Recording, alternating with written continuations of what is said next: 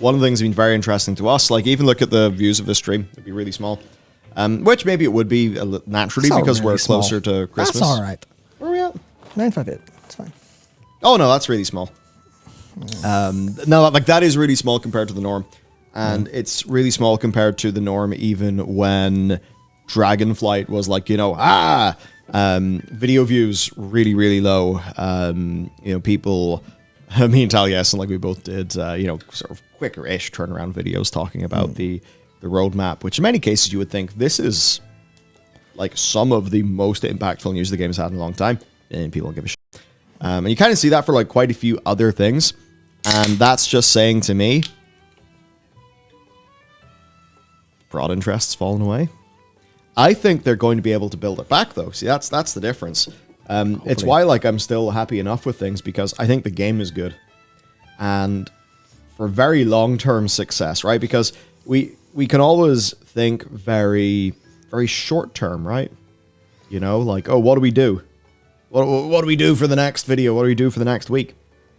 But if we try to think long-term, the one thing that is required for a long... I need to not say long-term again. But the one thing that's required for overall stability is the game to actually be good. Because there's only so long that you can be burning on dirty fuel before your engine's full of gunk and it won't work anymore. And that ultimately was the case with Shadowlands. I really do not think that the whole Shadowlands thing, it couldn't be kept up. You just could not keep up that level of stuff. And yeah, sure, the game was getting buzz, but it was getting buzz because Steven Mesner, back when he worked at PC Gamer, would say, right, World of Warcraft, 6 months has passed, I'm going to write an article that shoots you. And obviously that's unsustainable. So I think what's happened now, everyone, is it's a bit of a reset. A lot of people have left the game, and it's going to take a long time for those people to come back, if ever. But what we do have the potential to have is for a kind of new, very core player base to sort of reform. And by the way, I'm not saying this will be tiny. Like, this still probably will it be, being the most successful by revenue, or maybe even by, players in a non-free-to-play context, or I don't know exactly, but it'll be one of, if not the most successful MMOs on the market. It just won't be as insane as WoW generally could be. But we got to rebuild the snowball, then it has to tumble down the hill. That's basically the point. So much of the buzz around WoW was disconnected from playing WoW. Now we have less buzz, but there's a higher correlation, I think, between the buzz that we do have right now and actually playing WoW. So now Blizzard needs to just keep that going. And to look at an expansion that is good shit, you look at MoP. Squib did not have a strong launch. Subs dropping. Actually, let me... WoW sub. Pull that up, Michael. Pull that up. That's it. We need to steal young Jamie, I believe he's called. Is he young? I imagine not.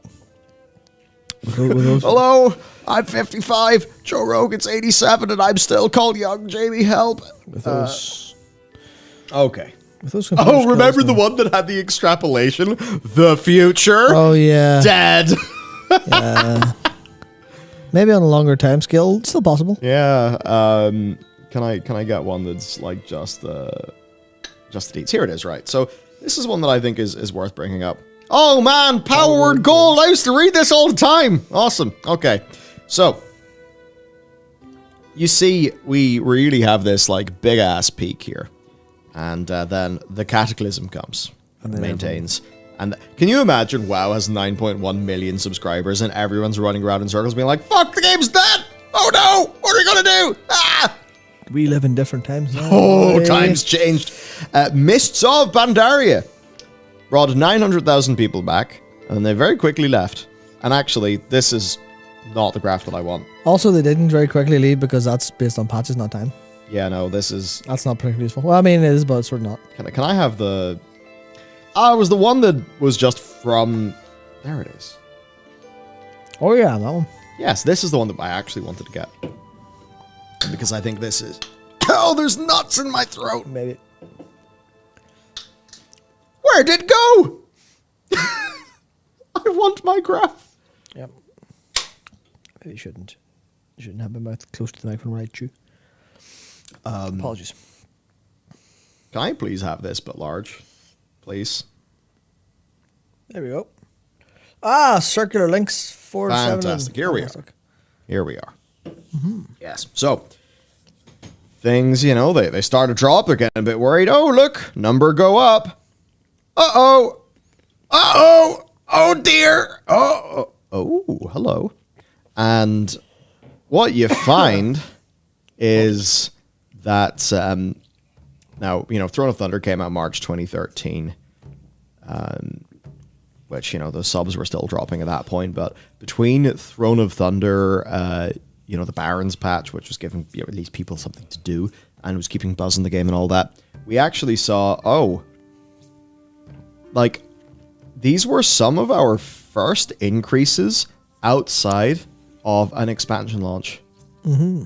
They may be okay, yeah. A patch brought people back. Yeah, so that, I wouldn't necessarily a patch did, but the overall just health and story of MoP was positive enough that people came back, and I remember reporting that on that back in 2014 at the time. Yeah, cool. So this, I think, is the best thing that we can hope for. Mists of Pandaria, it doesn't have this humongously explosive graph. But off the back of being good, it solidifies and the numbers start to go up. Now, imagine, everyone, if we could combine these two things, MoP and WoD. Because, you see, MoP eventually being pretty good is part of what allows for this to happen. That's a lot of numbers. That's also because Warlord's marketing was really sick, and probably the strongest they've ever had. Yeah, and the whole the culture fit was really on point. It's like, you've been missing for a while? Orcs. Here's some orcs. Everyone's like, yes, please. After the Siege of Orgrimmar, more orcs. Yeah. I mean, that's the Garrosh was a little taster of an orc being cool. Because, what was it? Which order was it? Mountains of Skulls and Rivers of Blood. I will have my world. That's a fucking sick line. That's a sick line, and the line was so sick they decided to go, what if more orcs wanted a mountain of Skulls and Rivers of Blood? Oh, I thought you were going to say it was so sick that Elliot Rodgers stole it. Oh. That would be the edgy joke to make. I mean, but actually, true and really quite weird. A lot of people aren't aware of that, but this line from World of Warcraft was said by, absolute fucking scum, terrible person. Yeah, that's not really relevant to what we're talking about today. Yeah, but strong line. Yeah, the idea of an orc chanting for Mountains of Skulls and Rivers of Blood is very good. So they went, let's have that. Lads have 10 million players again. Big win. Big win. Even though we just proved that we can't make content fast enough. Ha ha ha ha. That problem won't rear its ugly head ever again. 2 patches later. Sorry, 1 Twitter patch later. Yeah. So basically, that's kind of like my point. What we need is a degree of the reason why so many people came back for WoD on principle, on vibes and all of that, combined with what MoP shows, which is if you consistently put out really good work, actually you can stabilize and get in a good place. Because remember, MoP happened. The story was not a positive one overall with Cataclysm, right? It was considered to be WoW's dud expansion. Yeah, it was ass. Yeah, it was in considered. A number of ways. It was considered to be the ass. Then MoP happens, but you're like, what the fuck is this? You followed up ass with pandas? This makes no sense. Did Kung Fu Panda, Jack Black, did he make you do this?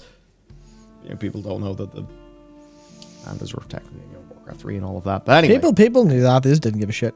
Yeah. And, man, the dislikes in that trailer back when YouTube showed dislikes. Yeah. Oof.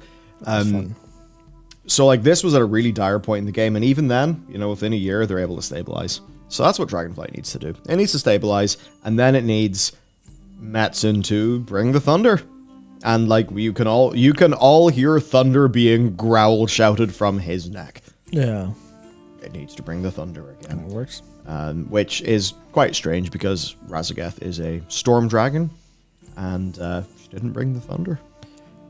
Yeah, I mean, she did try. She did try. Give her that, and I really like her voice because it's really,